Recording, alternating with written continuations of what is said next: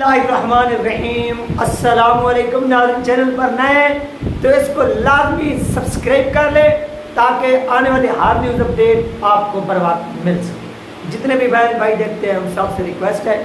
تو چلتے ہیں بنا ٹائم کو ویسٹ کیے اپنے ٹاپک کی طرف۔ ناظرین، آج کی ویڈیو میں ہم بات کریں گے جو کل سننے میں تو یہی آ رہا ہے کہ ایجنسیوں نے جو نظر ثانی کی اپیل دائر کی تھی بطور ایک ادارہ، کیونکہ اس میں ادارے بھی یعنی جو جسٹس قاضی فیصلہ صاحب نے فیصلہ سنایا تھا اس میں تحریک لبیک پاکستان کے ساتھ ساتھ جو ہمارے ادارے ہیں ان کو بھی ٹارگٹ کیا گیا تھا، نامزد کیا گیا تھا۔ اور اس میں اہم بات یہ کہ شیخ رشید بھی اور اس کے ساتھ ساتھ اعجاز الحق جو مسلم لیگ ضیاء کے تھے ان کو بھی اس میں نامزد کیا گیا تھا کہ یہ بندے بھی مرکزی جو ہے وہ کردار میں شامل ہیں، یہ ملزم ہیں، ان کے خلاف ایک کارروائی ہو۔ لیکن ایسا نہ ہو سکا۔ اب جو ادارے ہیں وہ چلے گئے، کہاں چلے گئے؟ ادارے تو چلے گئے یہاں پر کیا ہوتا ہے اپنا نظر ثانی جو اپیل دائر کی تھی 2019 کے بعد ایک ڈیسیژن جو آیا تھا اور قاضی فیصلہ صاحب خود بھی اس ریفرنس کا شکار ہو گئے تھے اور 1 سال تک وہ کیا سماعت نہیں کر سکے تھے۔ 1 سال پورے تک جسٹس قاضی فیصلہ صاحب سماعت نہیں کر سکے۔ اس کے بعد یہ دوبارہ آتے ہیں، سماعت کرتے ہیں اور سماعت کرنے کے بعد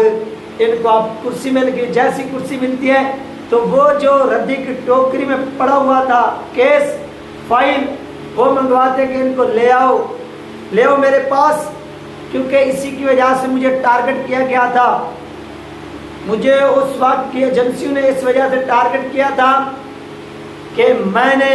ان کو کیا کیا تھا، بے نقاب کیا تھا۔ اب وہ کیس تو انہوں نے خود نظر ثانی کا اپیل وہ دائر کی ہوئی ہے، لہذا وہ میں کیوں نہ سن ہی لوں۔ تو وہ کیا کرتے ہیں، وہ کیس سنتے ہیں، وہ ناظرین کیس سنتے ہیں اور پھر بلاوا دیتے ہیں کہ آ جائیے 28 ستمبر کو میدان میں۔ لیکن اب سننے میں یہی آ رہا ہے کہ وہ کیس اٹھا لیا گیا، یعنی جو نظر ثانی یعنی ایک فریق جس نے دائر کی تھی اپیل، اس نے کہا کہ سر آپ ہمیں معافی دے دیں، یہ ہمارا جو فائل ہے وہ ہماری جو سابقہ انتظامیہ تھی، یعنی جنرل فیض حمید صاحب اور باجوہ صاحب جب آرمی چیف اور دوسرے کیا ہوتے تھے ISI کے جو چیف تھے، اور ان کی جانب سے ان کی مشاورت سے ہم نے یہ اپیل آپ کے ادارے میں دائر کی تھی، لہذا اب ہمیں آپ واپس کر دیں۔ ہمارا آپ کے ساتھ کوئی تنازع نہیں، ہم ایک ہیں اور ایک ساتھ جو ہے نا وہ رہیں گے۔ یہ ناظرین کہا، کس نے کہا؟ یہ کہا اداروں نے، اور انہوں نے پھر جو ہے نا سننے میں آ رہا کہ اپلیکیشن واپس لے لی ہے۔ اس سے تحریک لبیک پاکستان ہو گئی یا اور جو فریق ہو گئے، اس پر باقی کیا ہوتا ہے؟ کیونکہ نظر ثانی اپیل حکومت نے اس وقت دائر کی تھی، حکومت وقت نے اس کے اوپر قاضی فیصلہ صاحب نے کیس تو لگا دیا ہے، سب کچھ ہو گیا ہے، لیکن اس کیس کے اوپر یعنی اب کیس کے اوپر اب کیا قاضی فیصلہ صاحب آج خود نوٹس لیتے ہیں؟ کیونکہ انہوں نے وہ جو فیصلہ سنایا تھا، بہت سے لوگ کہہ رہے ہیں کہ یار چلو کیس تو انہوں نے جو فائل پٹیشن دائر کی تھی وہ تو واپس ہو گیا، وہ مانتے ہیں، ایکسیپٹ کرتے ہیں کہ واپس ہوگی، لیکن جو انہوں نے ڈیسیژن دیا تھا کہ فلاں لوگ ہیں، فلاں ادارے ہیں، اداروں کے سربراہان ہیں، ان کے خلاف کارروائی کی جائے، TLP ہے، TLP کے سربراہان ہیں، ان کے خلاف کارروائی کی جائے۔ وہ کارروائی جو آج تک نہ ہو سکی، کیا قاضی فیصلہ صاحب اسی کیس کو اٹھا سکتے ہیں اور کہیں کہ چلو نظر ثانی کی اپیل تو گئی، لیکن تھوڑا وہ ہمیں آ کر بتائیں کہ عمل درآمد کتنی ہوا جو ہم نے فیصلہ دیا تھا، جو فیصلہ میں نے دیا تھا اس فیصلے کے اوپر کتنی % جو ہے وہ عمل درآمد ہوا ہے۔ تو آئیں تھوڑا ادارے دوبارہ اپنی جو حاضری ہے وہ میری بارگاہ میں، میری عدالت میں لگوائیں۔ جب ان کی عدالت میں وہاں پر کیا ہوگا، پیشی لگے گی تو وہاں پر کیا جواب دیں گے کہ کتنی % جو ہے نا عمل درآمد تو 1% بھی نہیں ہوا۔ جو انہوں نے ڈیسیژن دیا تھا اس کے اوپر عمل درآمد 1% بھی نہیں ہوا۔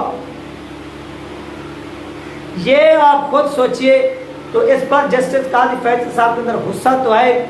وہ غصہ تو ہو رہے ہیں، وہ غصہ تو کر رہے ہیں، لیکن اس کے اوپر وہ سزا کس کو دیتے ہیں، پنشمنٹ کرتے ہیں، یا وہ بھی یہ کہتے ہیں کہ چلو ٹھیک ہے بھائی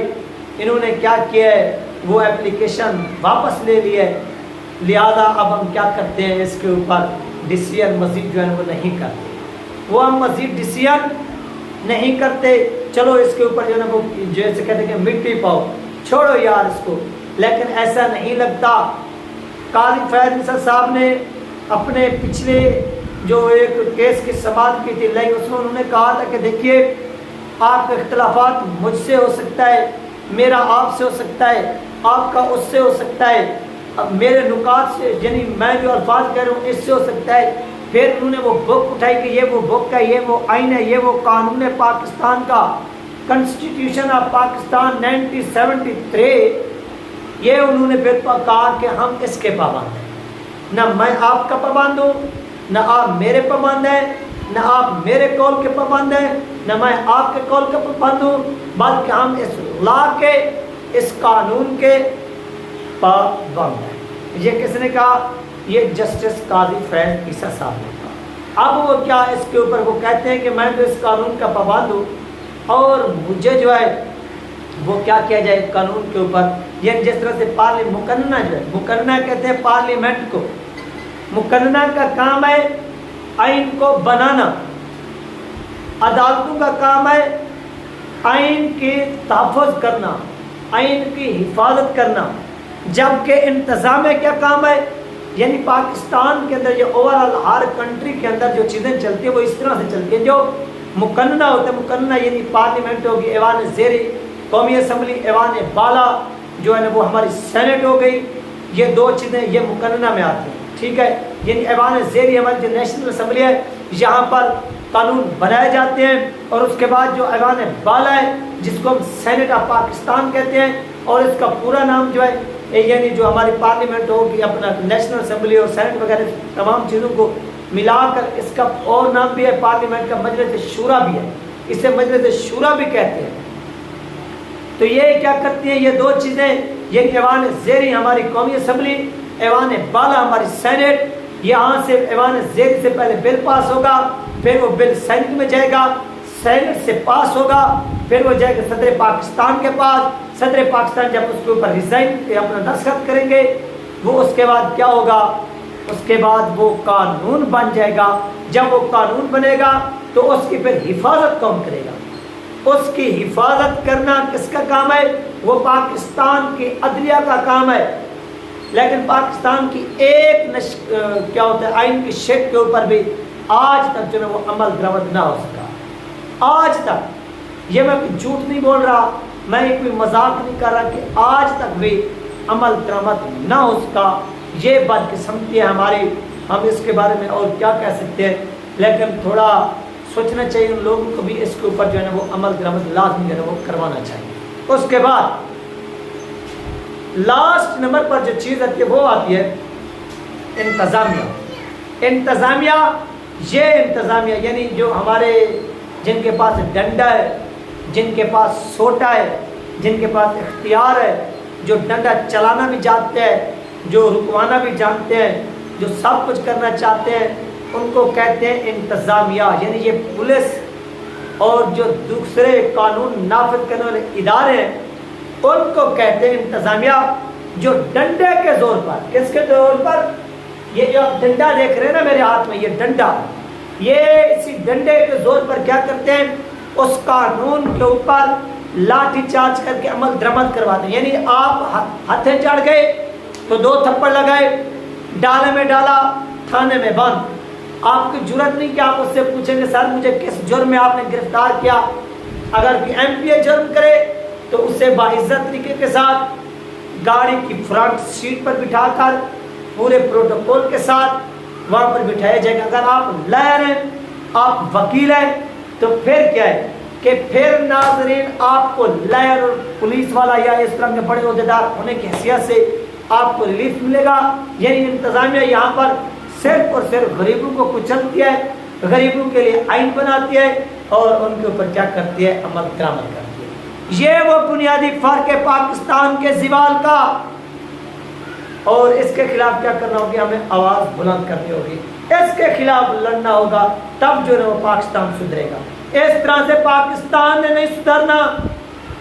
یہ تمام لوگ سن لیں، یہ دن آج میں نے اپڈیٹ جو آپ لوگوں کے ساتھ شیئر کی ہے، انشاءاللہ ملتے ہیں نیکسٹ ویڈیو میں۔ اللہ حافظ۔